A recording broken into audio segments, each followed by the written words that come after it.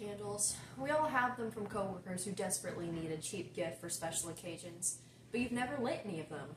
Too relatable? Sorry. Nevertheless, candles are a beautiful accent to any home, and they smell amazing. But you can also make them at home, with your own personal unique twist. I've been candle making for almost a year and have made so many different types of candles from every Pinterest tutorial, but my favorite is the ice method.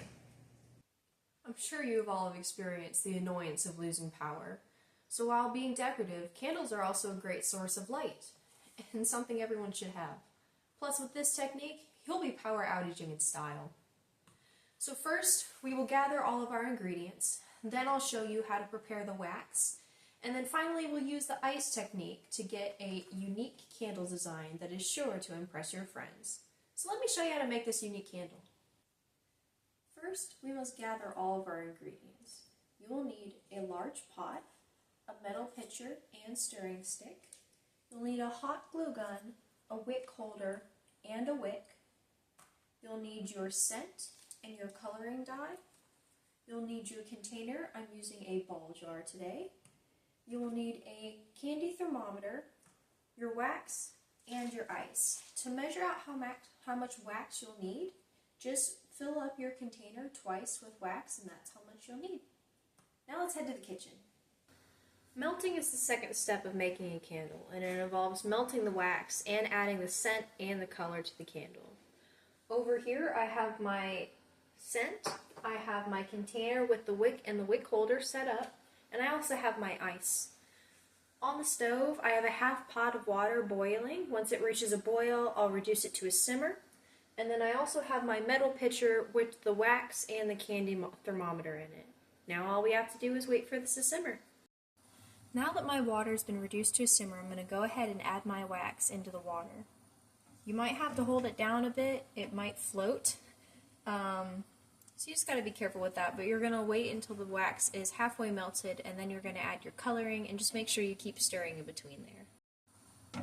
So my wax is halfway melted, and I just added the blue food coloring dye, and now we're going to wait until it's fully melted, and you're going to look to make sure that your wax reaches 185 degrees Fahrenheit. Don't let it go any higher than that. Once it reaches that, then it's time to pour. Now that the kitchen smells like Wildberry, let's move to the final step. Now it's time for the third step. My wax is out of the water. It has reached 185 degrees Fahrenheit. So now what we're going to do is we're going to add our scent.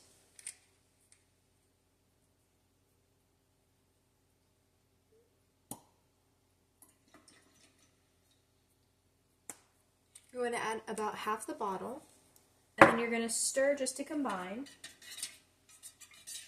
Now this is very hot, so be careful.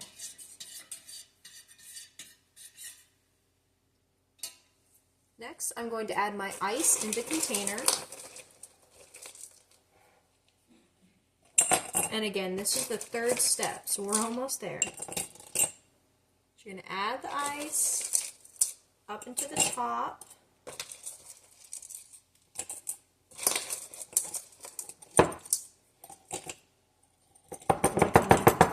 Move around the ice so that the wick is centered. Alright, and then all we have to do is add the wax into the ice.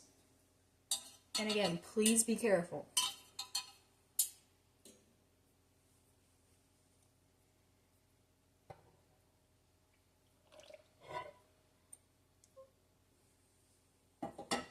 And now you're going to let that sit for about 12 to 24 hours, and I'll see you back when it's all ready.